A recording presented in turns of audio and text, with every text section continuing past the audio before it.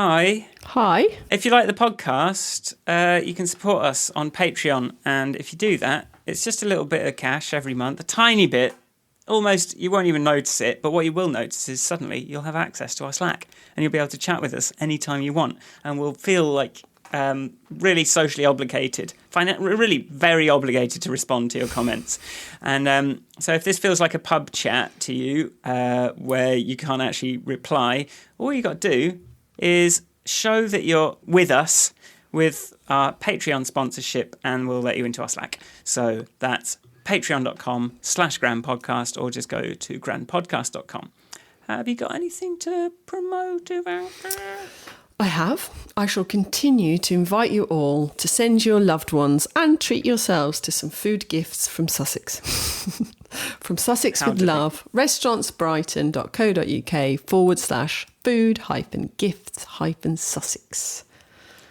Wonderful. I sold 6 apps. What, change apps?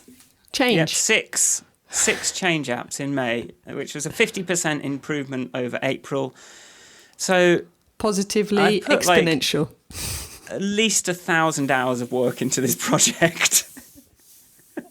So come to goodtohear.co.uk/free. Just engage if you are remotely interested. I would love to get you on board onto just thinking about my approach to improving my life and all that kind of thing. It really is effective.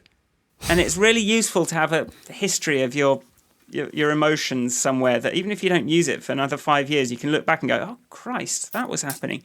And I think these are very interesting times to be tracking. So there, just please come and go to goodtohear.co.uk/free.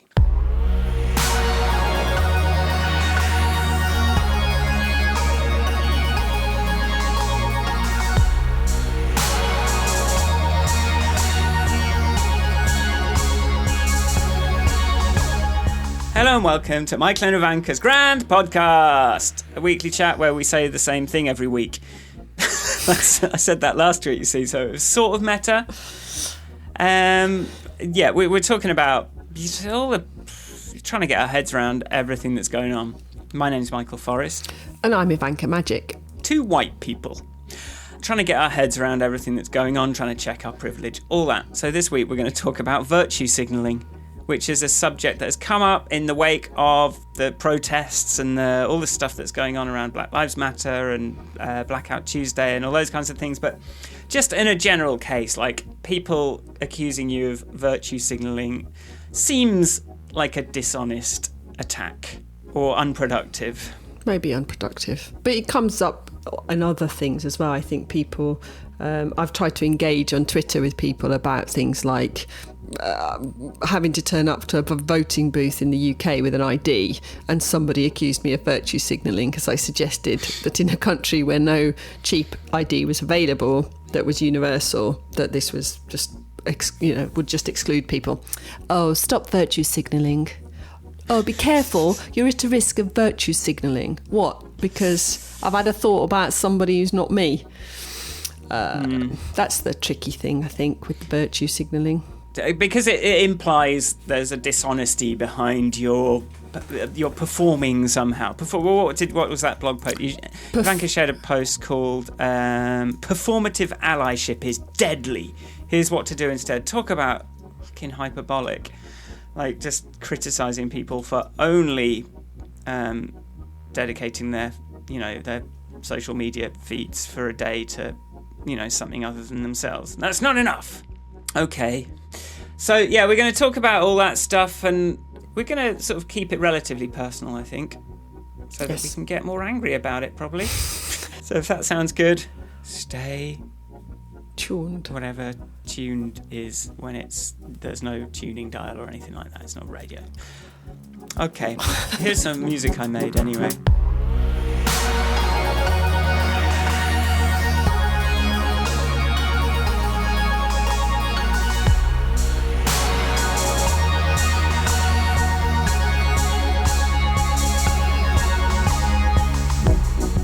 How's it going, Ivanka? I have had a very busy week with a couple of frustrating bumps and some incredibly satisfying user research work talking to people campaigning on the subjects of mental health, climate change. I'm supposed to be talking to campaigners who are also doing infectious diseases, but I think they're all quite busy at the moment. Or I can't find them, or I'm using the wrong words, something like that. But anyway, it's been very inspiring, a very inspiring week with a couple of right angry-making moments. How are you, Michael? You're keeping yours very short now. I'm going to have to start shortening mine as well. It was my birthday yesterday. We had a... oh, yes. We went into London. We went into central London for a walk. So we did like a 5-hour round trip through Oxford Circus, Trafalgar Square, Houses of Parliament, back through Hyde Park.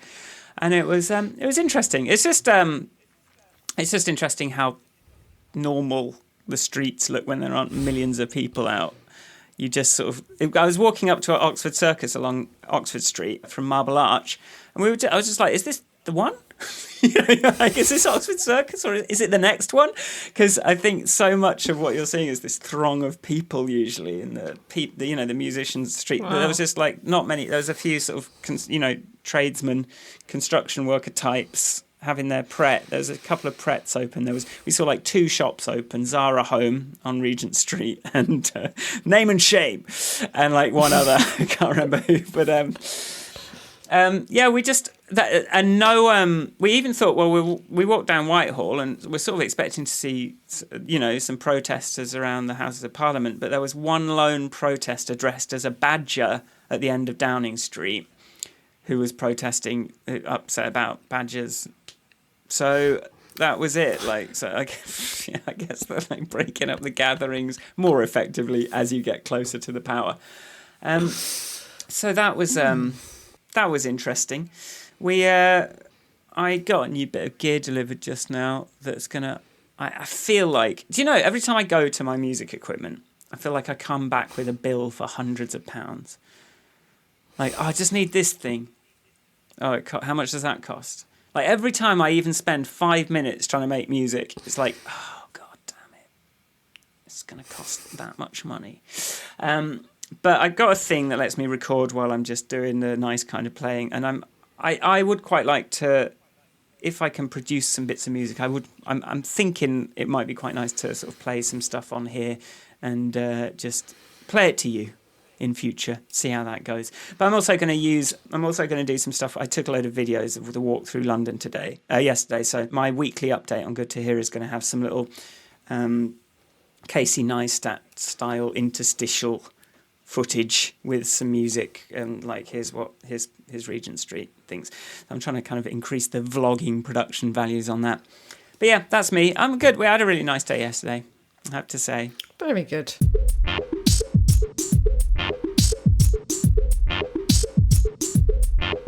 Right, virtue signalling. Are we virtue signalling by just the very nature of making this podcast? To many, I'm sure we are. Yeah, I think that's possible. That's one thing I do wonder with this, that people listen to and go, ugh. Well-intentioned, privileged white wankers recording a podcast every week, thinking about how the world could be different. I do get a bit of that.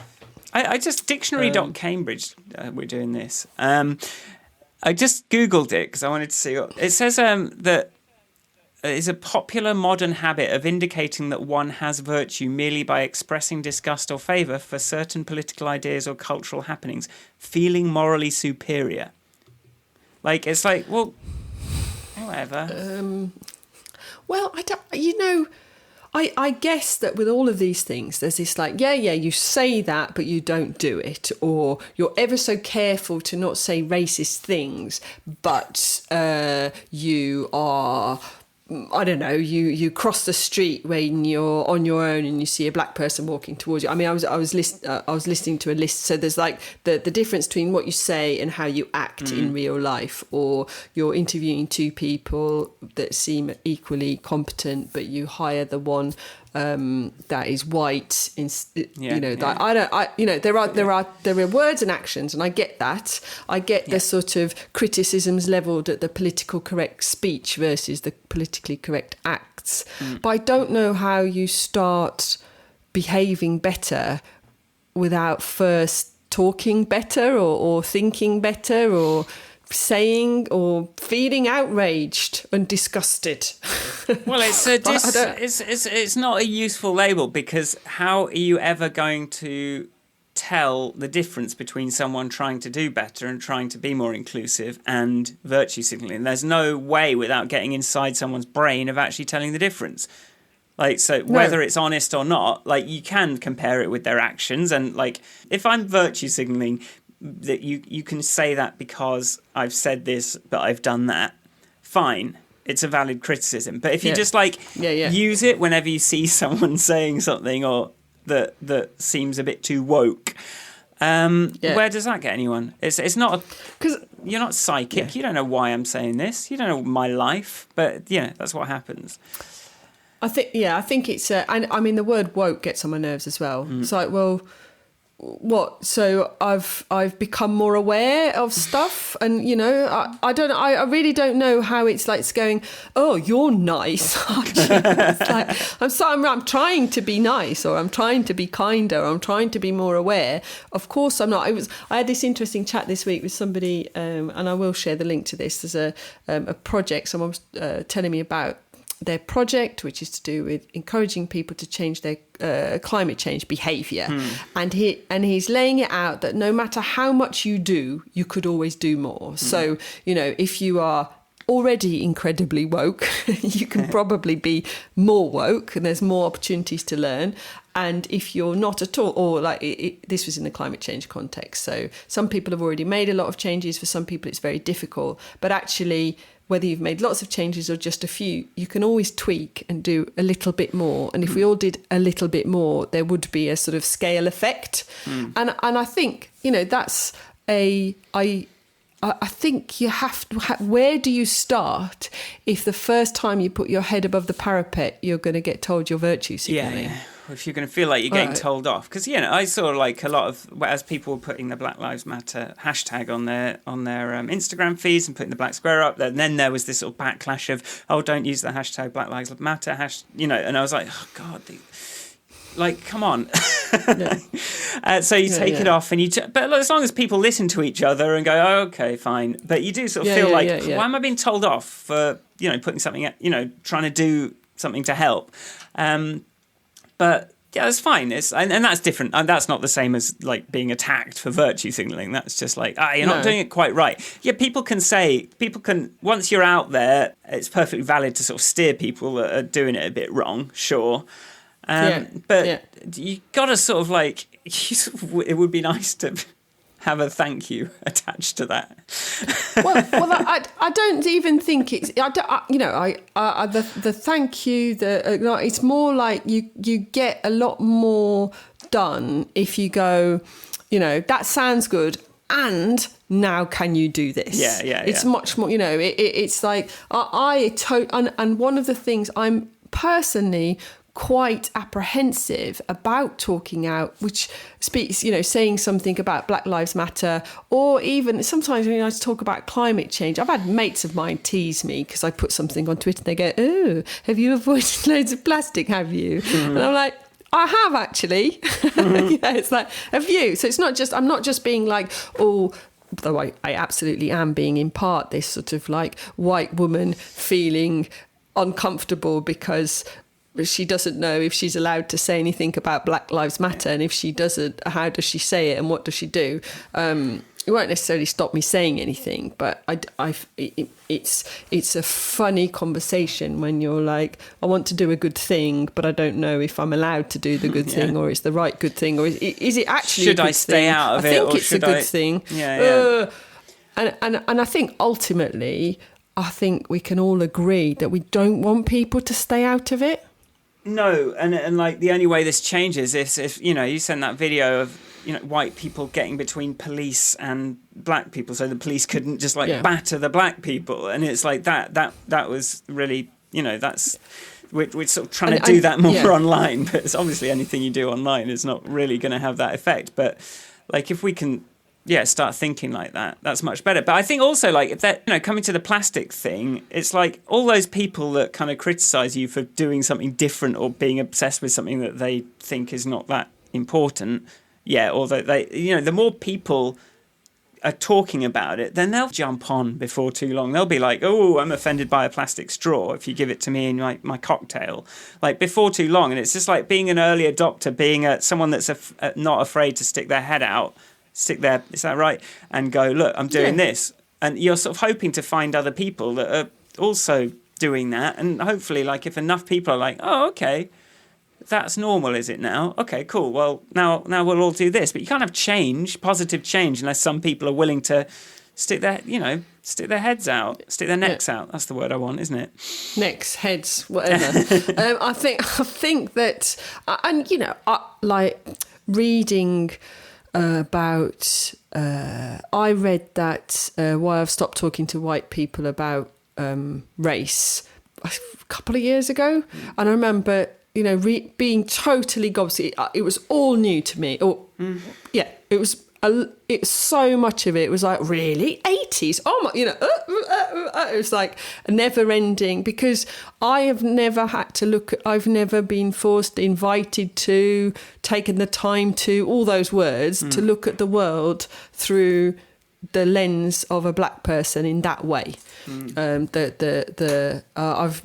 talked before about the way the conversation about equality and race was handled in my childhood. So I've never considered, that the all humans are humans thing was very much in my upbringing.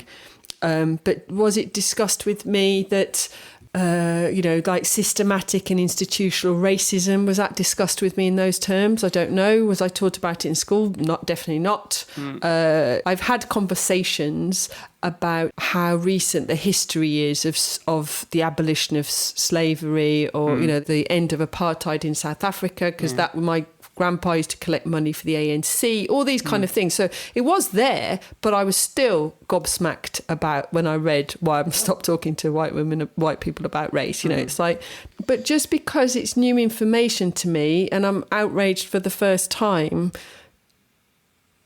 I don't feel that I should. I mean, pity me. It's like, sorry, it's just, it's a bit hard. But then I don't know if I have enough sympathy to other people when I'm talking to them about, I don't know, something to do with climate change or socialism. And they go, I don't know. I just find it, I find it a bit conflicting this week, to be honest with you, because, yeah.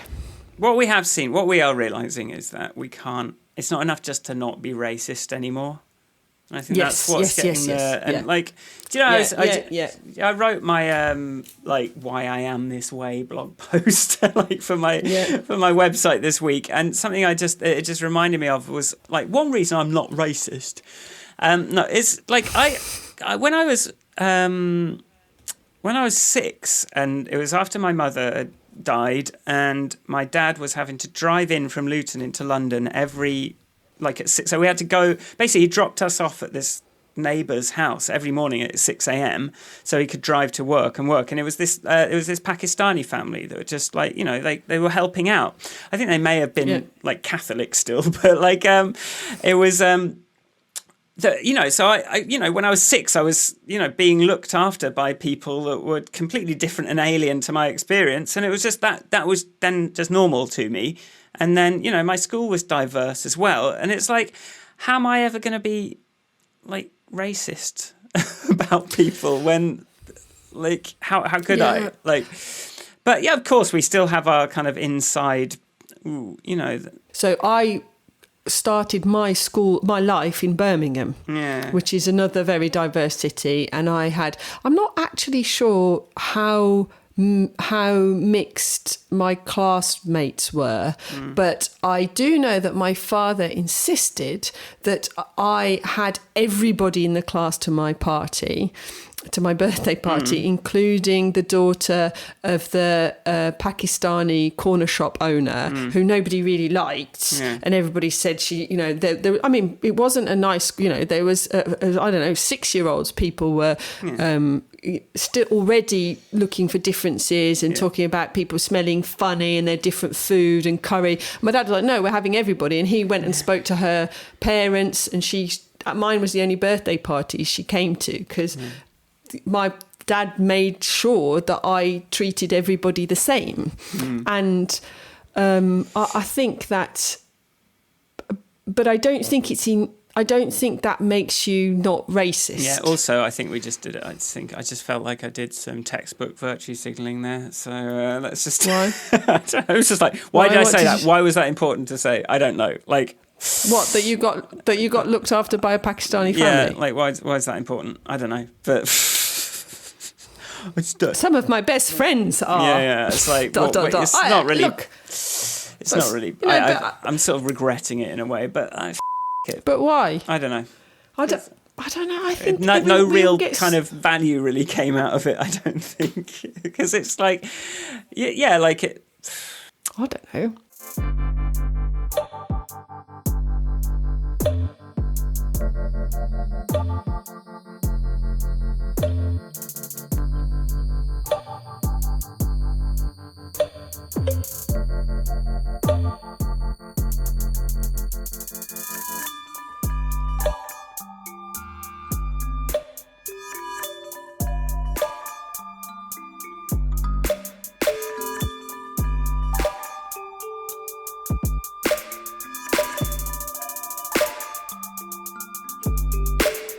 In all our potentially risky virtue signalling and just trying to explain how we're not bad people, which, I think is a natural reaction to this conversation. Going back to the point you did make was that it's not enough to be not racist. You have to be anti-racist. That's one thing that's very clearly. And then I did have a moment this week where I was like, how come all the other ists are bad except feminist? Like, feminist is sort of pro-equality. Anti-fascists are bad. Yeah, but then you're like... Anti-fascists are good. Yeah, but fascists are bad. Fascist is bad, and then anti-fascist is good. Racist, bad. Anti-racist, good. Feminist, good. Anti-feminist, That's bad. why they take off the ist bit. Oh my gosh. Anyway, that's an unnecessary diversion. But yes. It is, and also it ruins my segue into corporate. Because I think we're talking about, like, I think it's usually, if it's on a personal level, this concept of virtue signalling is a pretty, like, spurious criticism. Yeah. But what about corporate virtue signalling, which is usually a lot more like those green, the sort of Shell branding, the BP branding, where it's all like rainbows and sunshine and like clean energy, and then you just look over there and they're destroying the world, of everything, or I think that is the bit that's particularly dodgy, and I think a company can it's when it has no backup. I read a thread on Twitter, which I'm sure I can find again for the purposes of the show notes, yesterday, and it was a black woman who runs a PR networking organisation meetup thing for just black people working in PR, because she's like, I'm in a company of 200 people, I'll be one of the 2 black people that work here. And then then she then spoke out and laid out exactly, and I've seen quite a few to corporate entities from individuals who have been, 3 or 4 years ago, like L'Oreal dropped a black model from a campaign because she spoke out about racism. And then they had Blackout Tuesday, solidarity, blah, blah. And it's like, that's not enough. So, for example, speaking on a micro level, Restaurants Brighton, which is a tiny little company, it's a tiny little project of 4 people mostly. We did Blackout Tuesday on our Instagram. And we had a chat about it. How did we feel about it? What sort of impact might that have? How genuine would it be of us to do it? And how do we? What impact might it have? What do we do? Because we've never done anything political, really. We're sort of quietly political. What do we do about? What impact might it have? What will our clients, former, past, future, think of us? So we did do it because we all wanted to, and Ellie, our apprentice, was very, she was like, yeah, and I've got links to a thing where people can see what to do. And I think, so we included a link to a collection of actions you could take, things you could donate to, petitions you could sign. But then on Tuesday, we're going to have a meeting, the three of us, to talk about what else do we need to do?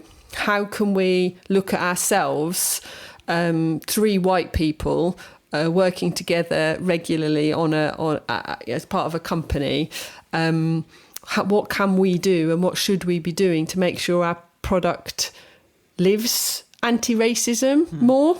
And we don't know the answer. We're collecting things, but we're going to try and follow it up with something more than a black square on our Instagram feed. And now and then, because one of the words that came up when we were having our meeting of should we, shouldn't we, was one of the three of us going, I'm worried that I'm just virtue signaling and I don't even know, I'm overthinking this far too much. So that's one of the things we've decided to do. Well, the risk of the reason that it's what you do if you are putting something out there like that is you're saying these are my values now, and then it becomes fair to criticize you for areas where you have not lived up to those expressed values. So it's just putting something out there. It's not just a matter of, we're going to do this today. It's like, okay, are we prepared to now? Is our house in order? Yeah. You kind of need to be able to look at that. And a cynical corporation would be like, well, I think that, it's going to be a lot cheaper to just do a marketing blitz and make everyone think that we're green than it is to actually be green. And then just sort of easy for corporations to ignore criticism when, I don't know, depending on who you are, who your direct customers are, it's going to be easy to sort of duck the criticisms that are then thrown at you because you've said this one thing and you're not doing it. The accusations of hypocrisy will come, and depending on how important those are to you, sets how hard it is a decision to put that little thing out there where you start trying to show that that's something that you care about. But I think there's a difference between whether you're doing it because, that's what everyone's doing and we should do it, or are we doing it because we want to do it? Maybe that's subtle and maybe I'm reading too much into it, but it's the in our case, three people sit down and have a chat going, I can't not do it. I can't feel it would be totally wrong to put out a post about afternoon tea. And at some point it becomes more political not to do it than to do it. At some point, at what point are you actually saying, is your silence now part of the problem if you don't jump, get involved with something like that does have that kind of huge adoption? There is a fear of being part of the problem, I suppose, as well. It's not all just I want to put something out there. It's well, I do.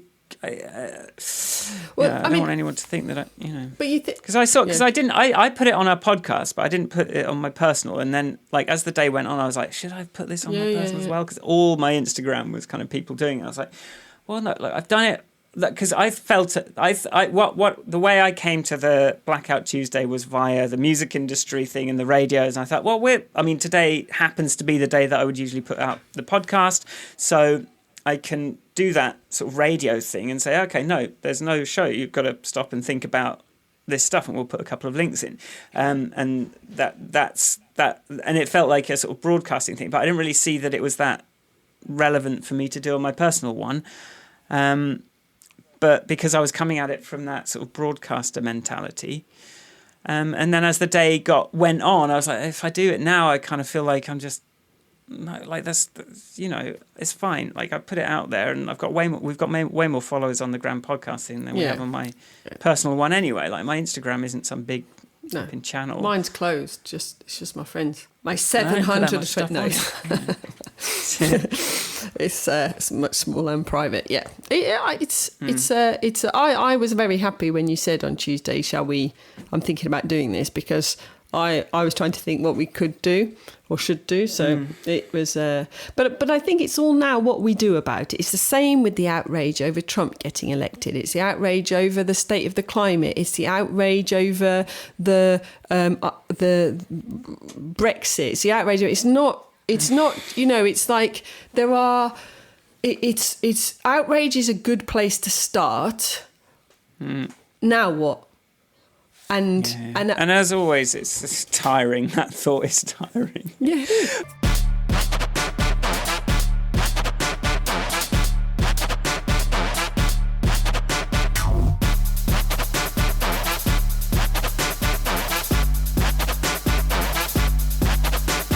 I just think like you got to start somewhere, and sometimes signalling is the place that you start. And I've been having a thought about, like, yes, corporations might be cynical by putting out stuff that they're pretty hypocritical about when it comes to putting their money where their mouth is. But in the same way that for a person, sort of putting something out there turns into a commitment within yourself, and like you're opening yourself to have to kind of move in that direction now, to not be a hypocrite. I think like a company having, exposing, expressing a value that is supposedly one of their company's values, then the people within that company are going to be looking at that going, well, okay, this doesn't seem right. And you sort of hope that the sort of internal culture of a company, in the same way that your internal personal behaviour, corporate behaviour, you would hope would start moving in the right direction, even if for now it's like really far from what they're saying that it's when they're just saying they're doing something that they're not. That's just gross. But when you're sort of putting something out there and you know that you're a long way from actually achieving that it at least it's the first step, isn't it? You say, okay, we're committed to this, so now we're going to do it. To it. Yeah, and I think I work with another company who put out a statement because they know they've got a diversity problem. So it's like, we are looking to sort it out, but we're not. We know it's not sorted. It's not okay. We know we do not have a good. They've got a good male-female balance, but everyone's predominantly white, and for whatever. And it sometimes there is a for whatever reason, but putting that to one side, there's something like within a sustainability world, there's this B Corp certificate that you can have. I'm sure we've mentioned it, which is like as a company, you work towards this B Corp certification, which is, about how you pay people and how you heat your offices and how you dispose of your rubbish. And it's got like levels.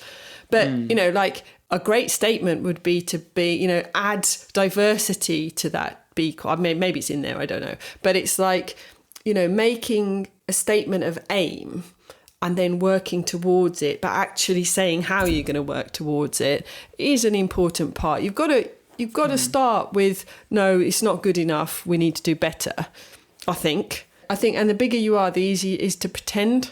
Yeah, I guess it's just the bigger you are, the more PR you can afford, and the more you can spin stuff, and the more harder it is for anyone to actually get to you directly, because you've got your sort of, glass tower of like fortress that no one can get into without an ID and you start to be able to isolate your culture from the rest of the world in a way that smaller businesses can't. So I'm just trying to figure out the mechanisms by which they're sort of protected. I think also they've got lawyers. Yeah. Well, this woman on Twitter with her thread. I'm sorry that I haven't remembered her name, but I will definitely find the actual Twitter thread. She talked about being part of a Facebook group that she, when that actor Liam Neeson, when he told that story about walking around for a week when he was younger, looking for a black person to murder as revenge, as that. Do you remember that activity? And she said that the chat in the Facebook group that she was on, which was PR people, was like, oh my God, how is his PR people going to be dealing with this problem? Rather than being like, that was the predominant emphasis of the conversation rather than the, hang on a minute. Content. Yeah. So I think that to me sort of is a bit of like what makes PR icky, because it is designed to try and get the best, spin a positive thing on a story. Yeah. So And if that's your job is to spin then that's how you're going to think about everything. So, yeah. But should we just quickly go? Should we just have a quick look at this performative allyship thing, just for the last few minutes? Yes. I'm just scrolling down this performative allyship is deadly post, and it says on social media, how do you spot it? The post is usually simple, a few words, an image, or whatever the going hashtag is. In the aesthetic of their personal brand, of course, performative allyship refuses to engage with the complexity below the surface or say anything new.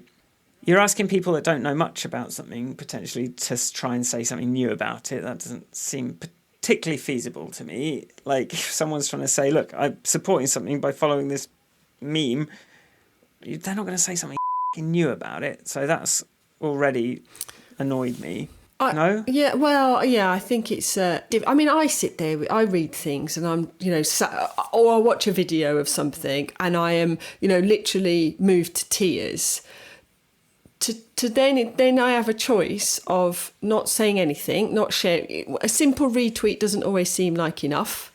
It can take a long time to craft or to put into words what you're really thinking.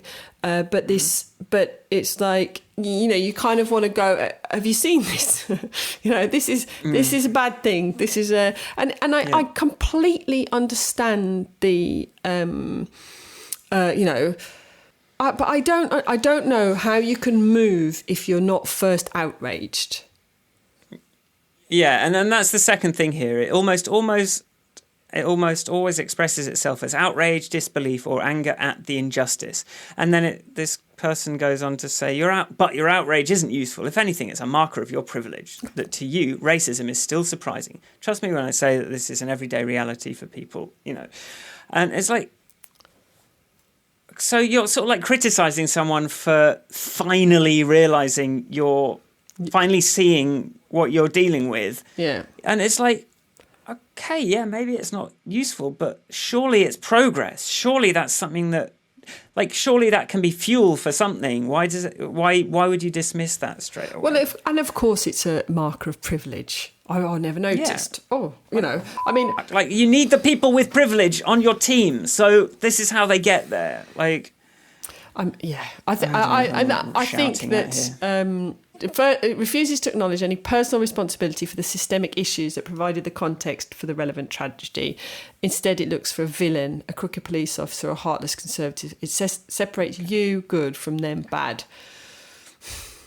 I don't know. I'm sure that is a good criticism. I don't know how pervasive that is, but fine, I take that one. Yeah, I don't know. I'm just trying to think of earlier you mentioned that video that I shared with you of the two white people. In fact, one of them I think was Asian. But anyway, they were not black people circling that black guy to protect him from the police. And the video quite sort of shows that the police don't come anywhere near him or can't get to him because of this sort of barrier that they've created. And you got to the thing I watch it and the thing I think about is if in the real world, in that room, what would I stand? Would I use my physical presence of my whiteness to protect somebody? And that's I don't know the answer. I don't know, seeing that done, makes me think, right, okay, if that ever happens, that's my job. That's what I've got to do. Yeah, that's true.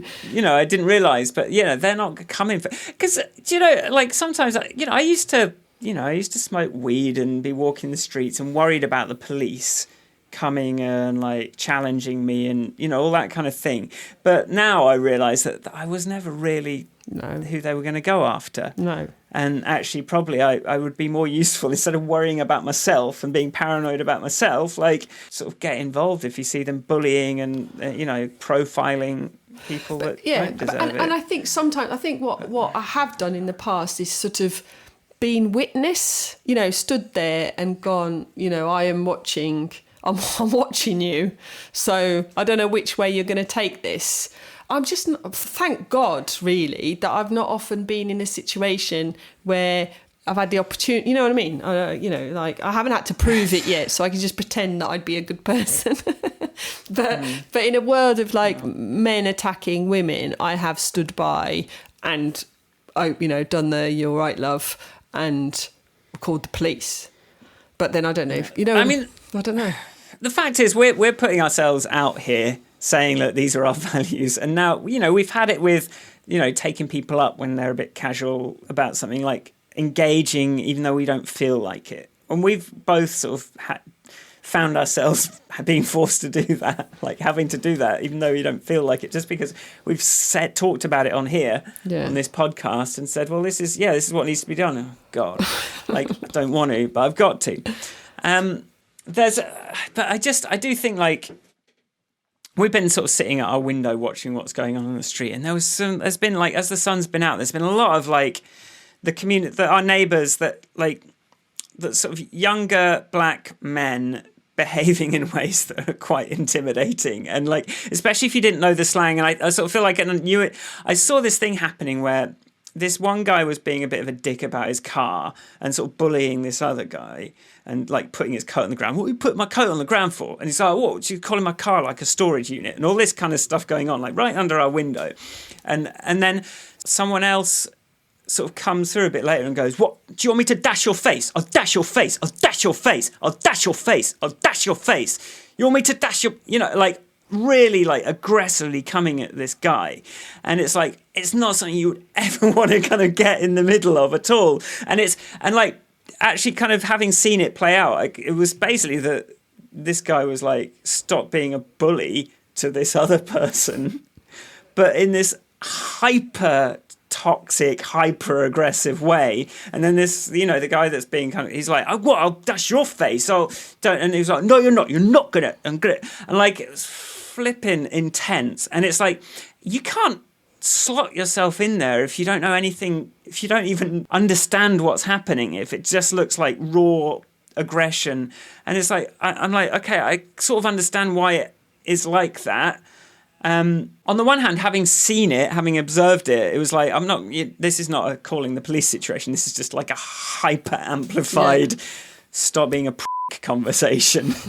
And I don't think the police would understand it or have anything to do with it. And I think if the police did come down, I would have been like, no, I would have translated it and said, look, I was watching and this guy was, was pissed off that the younger one was being bullied and like this guy was being a dick. Yeah. It wasn't like they weren't going to stab each other, they weren't going to shoot each other. It was just like it was performative, and I don't know if maybe that would, because the police have been turning up for other things.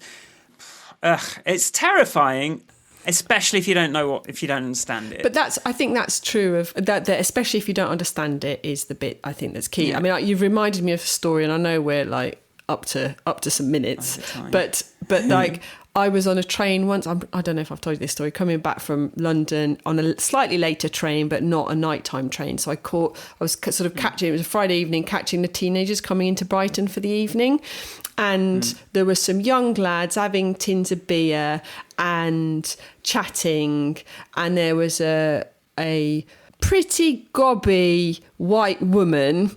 Sort of, they were behind me in the compartment, like being all like, we're going for drink, but they were just like you say, jostling amongst themselves. Or jostling is probably the wrong word for what you've done, but they were just some lads being noisy, and it wasn't brilliant behaviour, but they were like 16, 17, being a bit twatty, and she started shouting at them across the carriage, so across me, about doing something.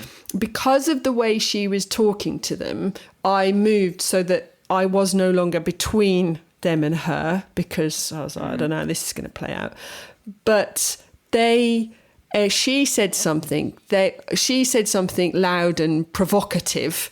Some other bloke got involved. They made it into this big hoo-ha. She ended up calling the police off the train. And frankly, I think if they had not been so rude to the lads, none of it would never have escalated. It was like, it was unnecessary. And I actually phoned the police because the police were called and these lads all scarpered, but I saw one of them getting caught. So I went to the police, offered my name as a witness to say there was nothing inappropriate going on here.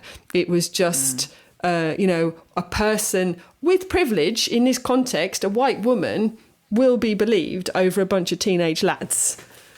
And I was like, it would be a terrible shame for one of these lads to end up with some sort of a record just because because it was an evenly provoked situation where they were being a teenager, and they have a quiet word, tell them to watch it, but it's nothing, So I think that whole the not understanding or that every situation has two different readings.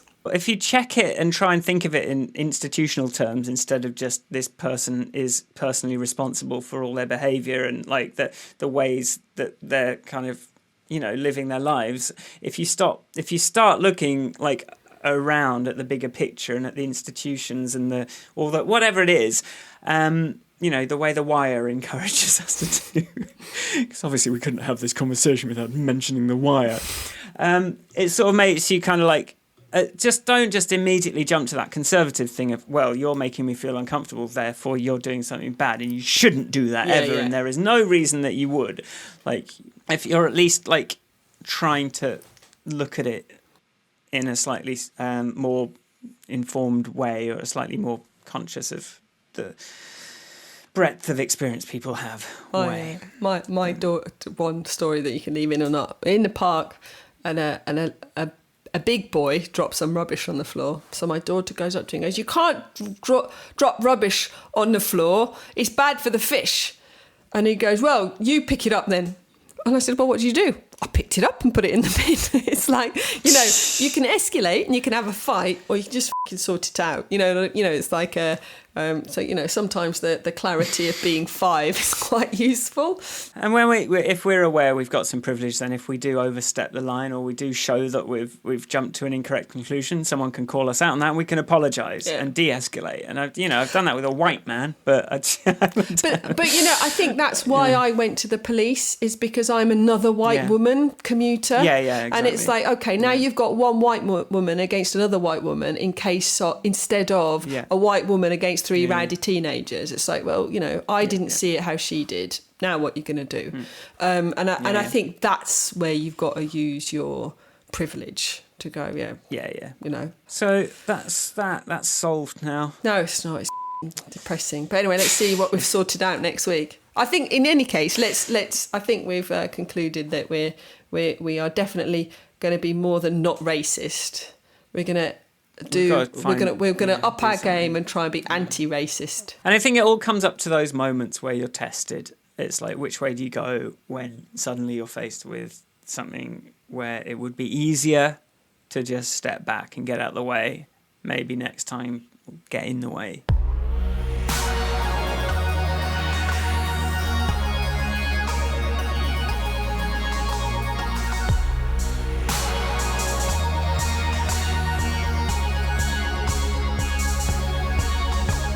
All right, thanks for listening. If you like the podcast, go to grandpodcast.com. Are you subscribed? Because if not, you can do that there, or you can do it in the app you're listening to. Where can people find you on the internet, Ivanka? People can find me at Ivanka on Twitter.